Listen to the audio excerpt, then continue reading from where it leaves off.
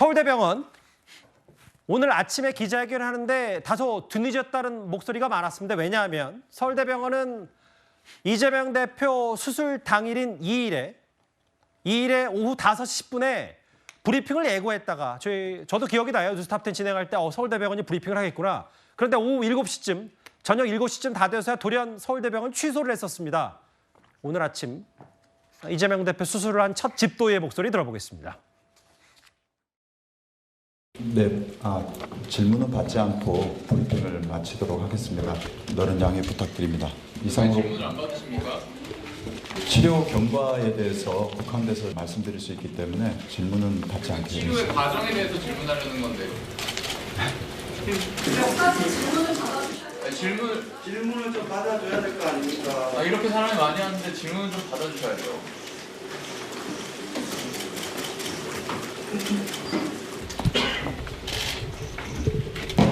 그 질의는 서면으로 주시면은 저희가 그러면은 응답해드리도록 하겠습니다. 아니, 이러실 거면 브리핑을 왜 하셨습니까?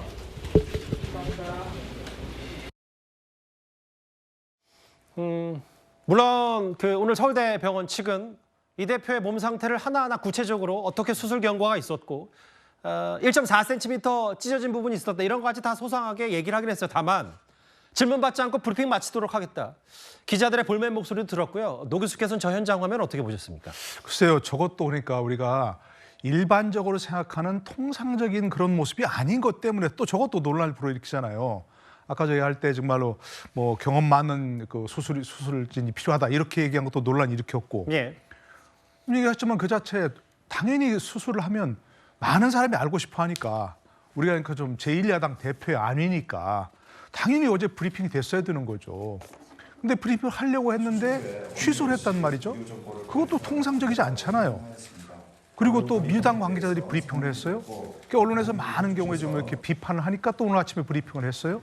근데 브리핑하고 나와서 또 얘기하는 게 당연히 의료진들이 그 설명을 하니까 기자들이 궁금한 게 있을 거 아닙니까? 기자들이 뭐 자기들이 궁금해서 그렇습니까? 국민이 궁금한 점을 대신 물어주는 거니까 당연히 질문 답변을 했어야 되는 거죠. 근데 들어가면서 바로 그냥 또 질문을 안 받겠다 그래요? 자기들끼리 몇 가지 얘기하더니 그러면 서면으로 해달라고.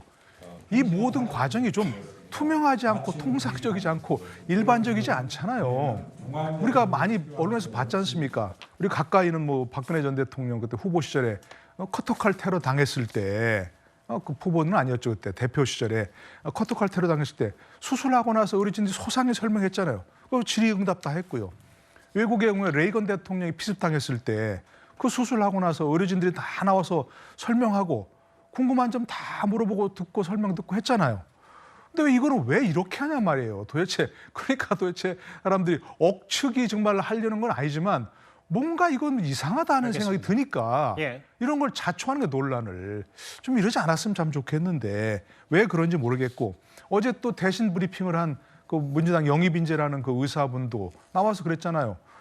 잘하는 곳에서 하길 원하는 거 아니냐라고. 그것도 논란을 자초하는 발언들이란 말이에요. 알겠습니다. 그러니까 부산대보다 서울대병원이 잘한다. 부산대병원은 이런 거 잘 못한다 하는 그런 뉘앙스를 주니까 그러니까 이런 것들도 민주당이 좀 세심하게 따져가지고 이런 걸 논란 자초하지 않는 그런 그 절차가 필요하다는 생각입니다. 이제 그 얘기를 좀 해보려고요. 왜냐하면 어제 기자들이 물었어요. 민주당 쪽에게. 왜 수술을 집도한 서울대병원 측이 아니라 민주당이 이렇게 연일 브리핑을 하냐.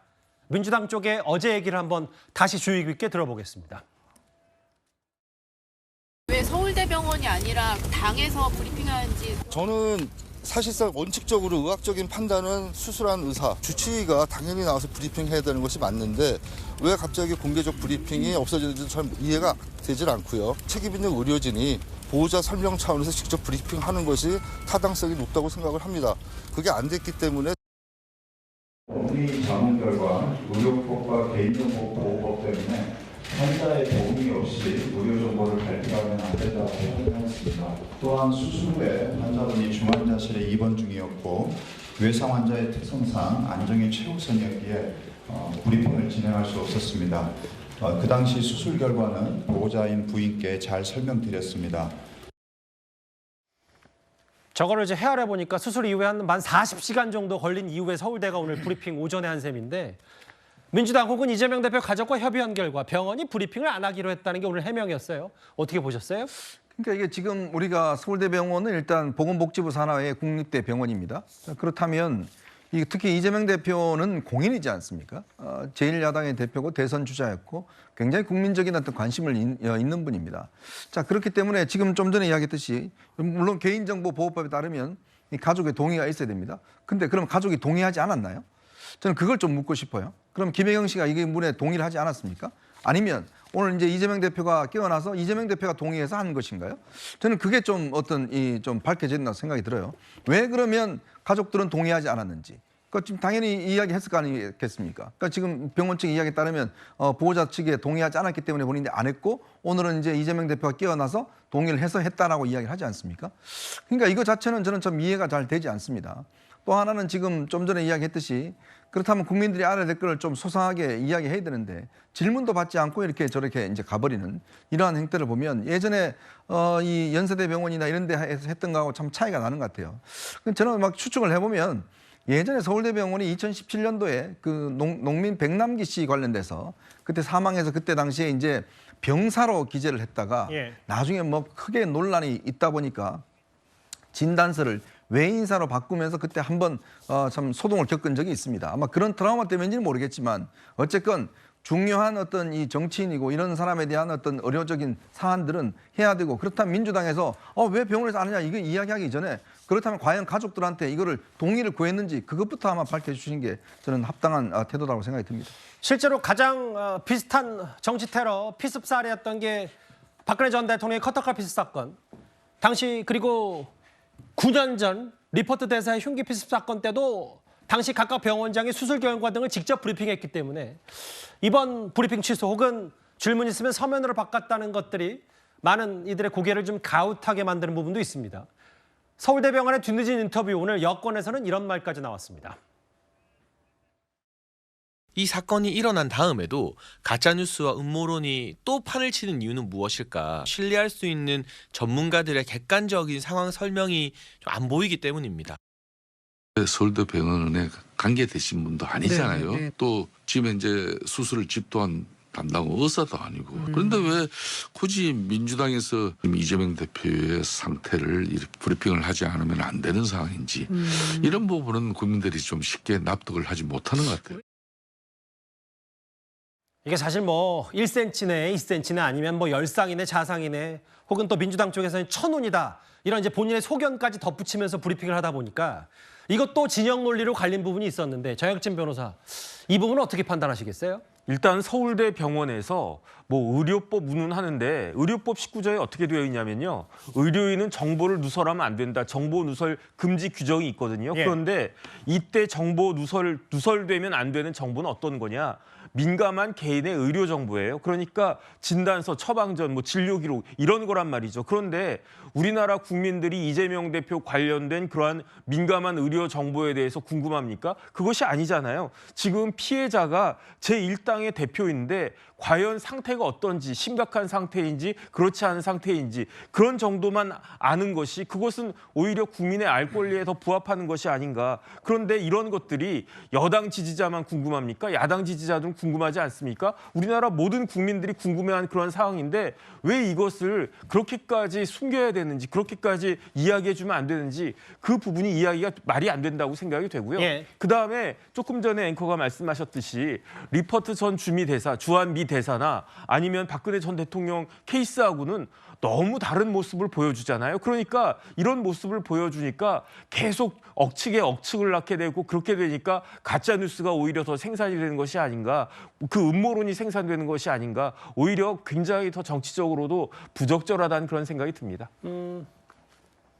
일단 이 대표 몸 상태 다시 한번 점검해 보겠습니다. 앞서 제가 뉴스탑 10 시작 부분에 말씀드렸던 것처럼 계속 이제 회복 속도가 빠르고 호전되고 있다라고 하는데 글쎄 이게 만 40시간에 나오니까 이게 벌써 정확한 의료 정보 제공했으면 이게 뭐 배인 거네 찔린 거네 뭐 나무젓가락 이런 논란도 억측 오보, 경찰이 오보 대응도 안 했을 수도 있었는데 1.4cm 자상, 송목정맥 앞부분 60% 손상됐고 경과를 지켜봐야 된다.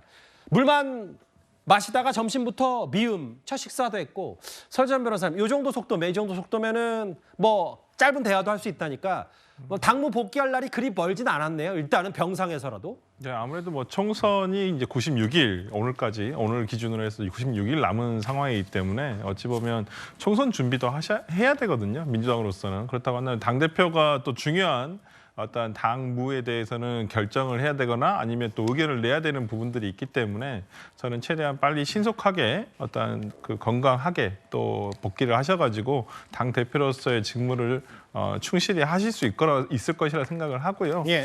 어찌 보면 근데 이제 외상이 다행히도 크지 않고 또 수술을 잘 마무리가 돼서 다행입니다만은 오히려 또 정신적인 트라우마가 굉장히 있을 거라고 생각이 들어요. 그럼요. 예. 이제는 뭐 이렇게 정치라는 게 어찌 보면 지지자들과의 스킨십을 통해서 그 지지세를 넓혀가는 게 참 숙명과도 같은 것인데 이제는 그런 것을 하기가 쉽지는 않을 것이라 생각이 들거든요. 그렇다고 한다면 어떤 외상보다도 어떤 정신적인 충격 부분도 어떻게 회복을 하고 나서 오시는 것이 더 중요하지 않을까 싶습니다.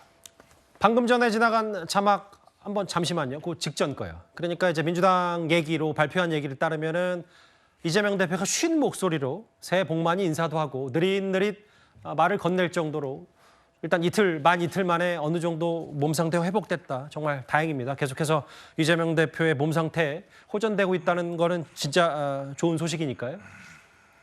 알겠습니다. 이 부산대와 서울대병원 간의 이른바 전원신경전 헬기 이송 특혜 논란까지 맞물리면서 계속 부산대병원에서도 새로운 다른 목소리들, 지역 의료에 대한 문제, 정치인들의 처신 뭐 이런저런 얘기까지 번지고 있어서 저희가 뉴스탑 때 시작부터 집중적으로 살펴봤습니다.